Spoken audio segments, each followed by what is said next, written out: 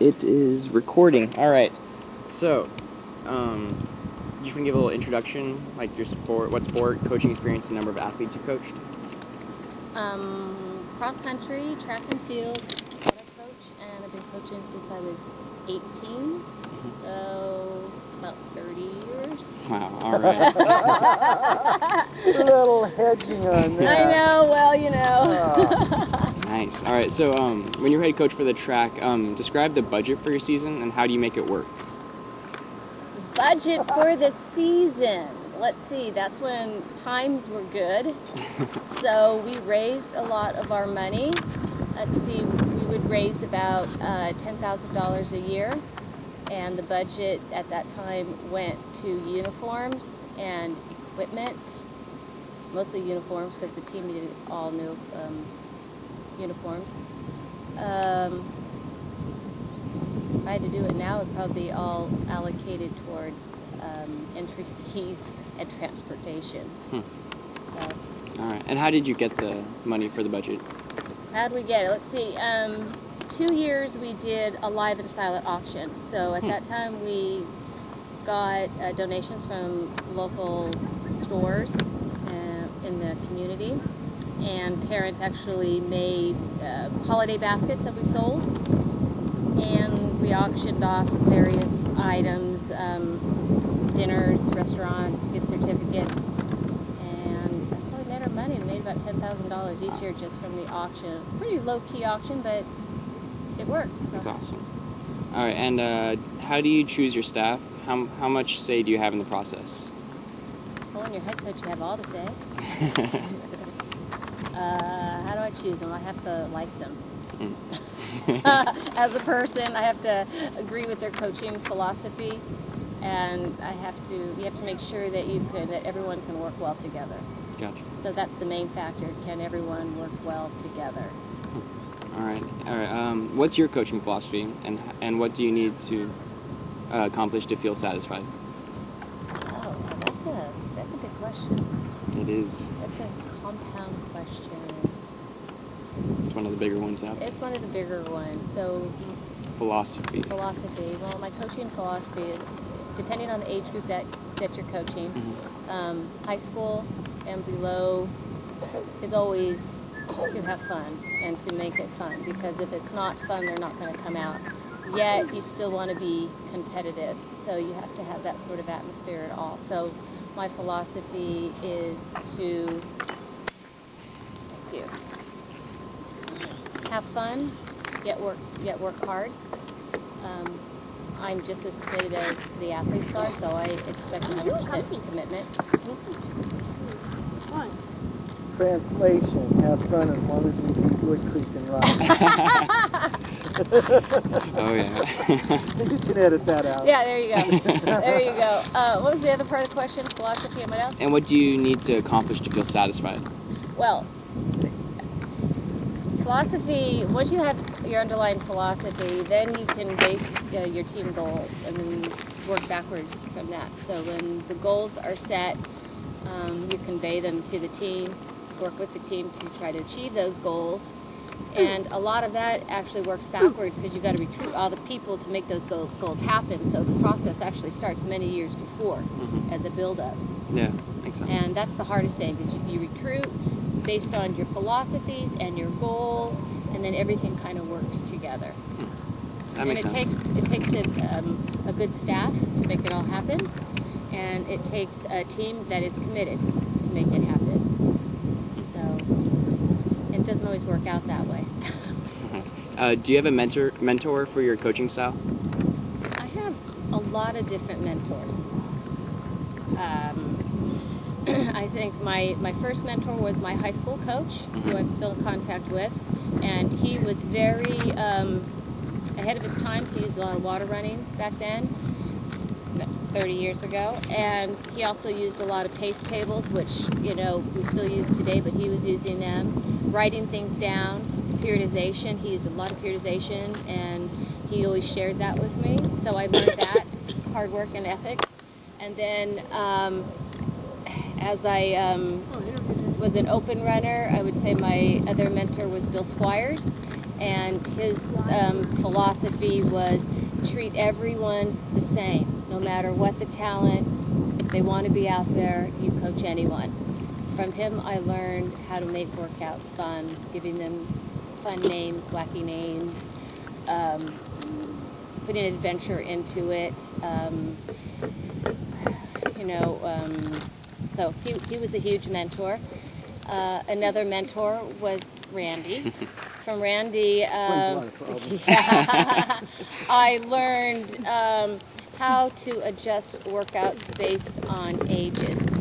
So you have high school, you have younger kids, you have college kids, you have master's kids, and how to modify workouts to fit everyone's needs. So I've had quite a few mentors over the years that I kind of take a little bit from everybody and go from there. That's good. Okay. What are some of your rules and guidelines, and what are some of the consequences for athletes that don't adhere to them? You can answer that one. Rules and guidelines to show up every day. Mm-hmm. Even when you don't want to be there, just show up. Yeah. Because once you get into it, you get into it. So attendance is number one priority. Good attitude. Yeah. Just give what you give on any particular day. And if you miss a certain amount, like this year on track it's 5, you miss 5, after 5 you're done. And so I keep my own attendance, and head coach keeps attendance, and so I've only had to release one person, and it's because all the kids out here, they just do too much, so they just can't fit it in. So if you miss a practice, you come late and do it. If you miss a meet, you get 3 absences. Yeah. And that's pretty much you're off the team. So it's gone up from 2 to 5, or? Well, yes. Oh.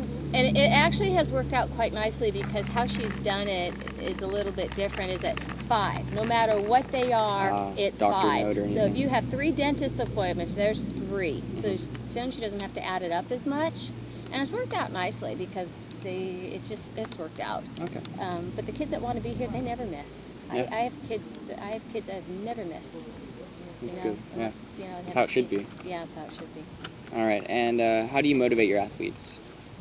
Well, everyone is motivated differently by different things. Some people are motivated by food.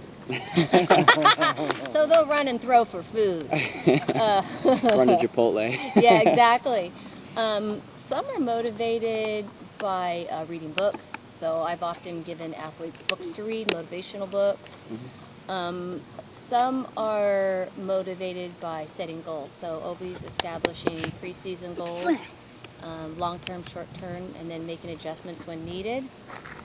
I think what is important is finding out everyone's little motivator.